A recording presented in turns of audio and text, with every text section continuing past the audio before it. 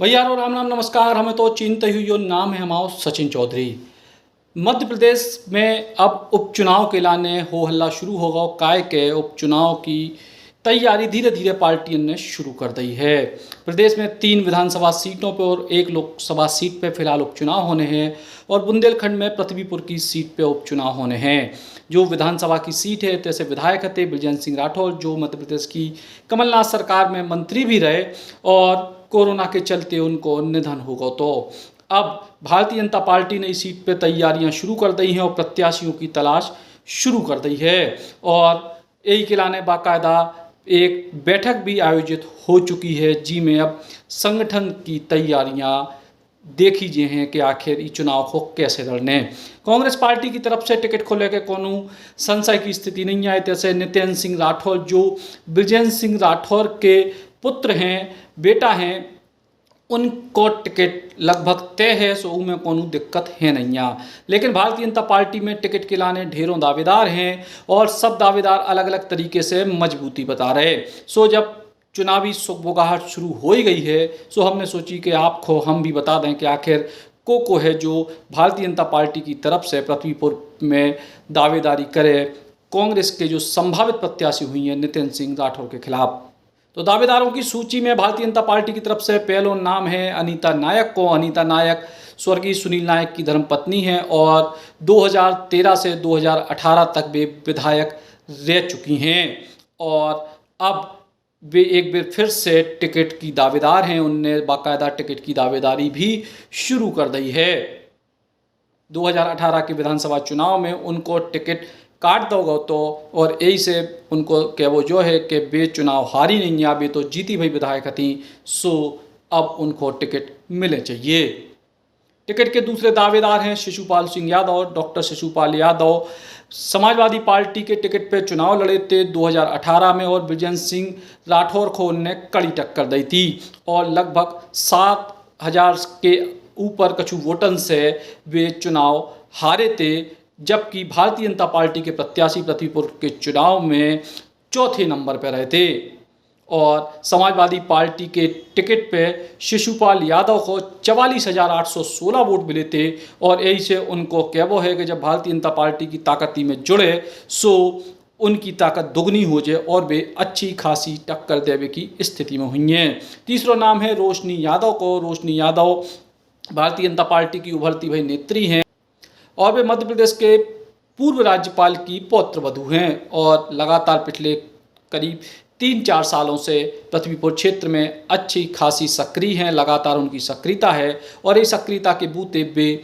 अब टिकट मांग रही हैं। चौथा एक नाम अप्रत्याशित रूप से चल रहा है राकेश गिरी गोस्वामी, जो टीकमगढ़ के विधायक हैं, उनकी पत्नी लक्ष्मी गिरी गोस्वामी को। और ऐसी बात कही जा रही कि चूंकि वे नगर पालिका की अध्यक्ष भी रह चुकी हैं टीकमगढ़ में, सो उनको अगर टिकट दी जाए ऐसे प्रयास चल रहे हैं। हालांकि अब ऐसी दावेदारी खोल कर सामने नहीं आई, लेकिन अंदरूनी तौर पे जा भी चर्चा है। के अलावा और भी कई सारे नाम हैं जिनमें प्रमुख नाम है अनिल पांडे को। जो अनिल पांडे जो पुराने नेता हैं, कई बार टिकट मांगत, कई सारे इनके एनजीओ जैसे सामाजिक काम में लगातार हिस्सा लेते रहते हैं, चर्चाओं में बने रहते हैं अलग अलग कारणों से और वे भी अपनी टिकट की दावेदारी उपचुनाव के लाने निश्चित तौर पर कर रहे हैं। नायक परिवार से गणेश नायक भी दावेदारी कर रहे हैं, जो पिछले कुछ सालों से जो अनीता नायक के परिवार हैं उनसे अलग होकर अपनों सामाजिक या पार्टी स्तर के काम कर रहे हैं और वे भी अपनी दावेदारी चुनाव में कर रहे हैं। के अलावा ओम प्रकाश रावत जो हैं वे भी दावेदारी अपनी कर रहे हैं और लगातार वे सक्रिय हैं। बीएसपी से वे चुनाव लड़ चुके हैं, उनको चुनाव लड़ने को अनुभव भी है, सो वे भी अपनी दावेदारी पृथ्वीपुर विधानसभा की सीट पे कर रहे हैं। के अलावा जेरोन के नगर परिषद के अध्यक्ष रहे राकेश शर्मा, वे भी अपनी दावेदारी कर रहे हैं। उनको भी क्या वो है कि लगातार वे इलाके में प्रतिनिधित्व करत आए हैं छोटे स्तर पे, अब उनको बड़े स्तर पे मौका दो जावे। और इन्हीं सब नामों के संग अब भारतीय जनता पार्टी को तय जो करने हैं कि आखिर पार्टी की को अपनी दावेदारी करने को मौका देते। काय के भारतीय जनता पार्टी ने चुनावी तैयारी निश्चित तौर पर शुरू कर दी है और प्रत्याशी को चयन बहुत महत्वपूर्ण है। काय के बृजेंद्र सिंह राठौर के निधन के बाद जिस तरीके की संवेदना इलाके के लोगों में है और अचानक से उनको जो निधन भो तो उस संवेदना वाली लहर में निश्चित तौर पे कांग्रेस के प्रत्याशी जो ब्रिजेंद्र सिंह राठौर के पुत्र बन सकत हैं उनको टक्कर देवो आसान ना हुई है। कड़ी चुनौती देने पड़े, बड़ो प्रत्याशी देने पड़े, तभी जा सीट पे भारतीय जनता पार्टी आगे बढ़ पे। काय के खट्टो खा चुकी है दमों में भारतीय जनता पार्टी के, पूरी सरकार की ताकत लगने के बाद भी उते चुनाव हारी बड़े अंतर से।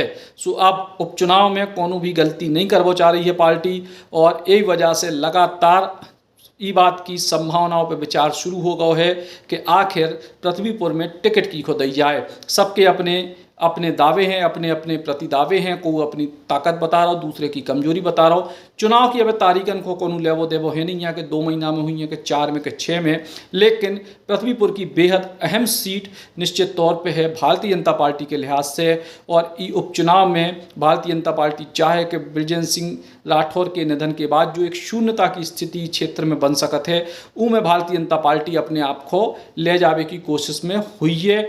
लेकिन संवेदनाओं की लहर और दूसरी तरफ भारतीय जनता पार्टी के पास कोनो बहुत व्यवस्थित उम्मीदवार है कि नहीं है, इनके बीच में कहूँ ना कहूँ कशमकश की स्थिति है कि आखिर का निर्णय हुई है। लेकिन फिलहाल इतने दावेदार जो सामने आए हैं उनकी जानकारी हमने आपको दी है। जैसे जैसे चुनावी गतिविधियां थोड़ी सी बढ़े, आपको इन सब लोगों से मिलवाएं भी, इन सब लोगों से बातचीत भी करवाएं, और भी जो कुछ परिस्थितियां चुनाव की आएँ भविष्य में, ऊपर निश्चित तौर पर आपको लगातार अपडेट मिले बुंदेली बौछार पे। राम राम।